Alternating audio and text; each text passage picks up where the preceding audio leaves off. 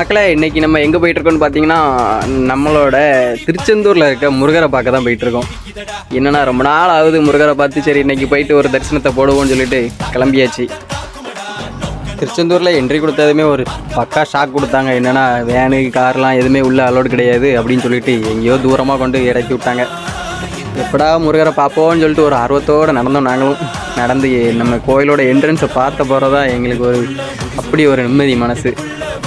அப்படியே முருகா எங்களை காப்பாற்றுப்பான்னு சொல்லிட்டு ஒரு கும்பிடு போட்டுட்டு அப்படியே மொட்டை போடுற இடத்துக்கும் போயிட்டு நம்ம முருகரோட அண்ணனை பார்க்கணுன்னு சொல்லி போனோம். எங்கன்னா நம்ம பிள்ளையாரை போய் தரிசிச்சுட்டு முருகரை பார்க்க போவோம்னு சொல்லிட்டு போய் லைனை பார்த்தோம். செம கூட்டம். சரி என்ன பண்ணலான்னு சொல்லிட்டு 100 ரூபா தரிசனத்துக்கு நாங்கள் போனோம்.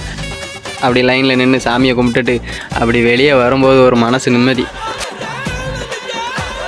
சரி அந்த வேலை நல்லபடியாக முடிஞ்சு சொல்லிட்டு பார்த்தா பயிர் பசி சரியான பசி. அந்தால போய் சாப்பிட்டுட்டு அப்படியே போய் பாப்பாக்கெலாம் விளையாட்டு ஜாமான் அதெல்லாம் வாங்கிட்டு வீட்டுக்கு கிளம்பியாச்சு.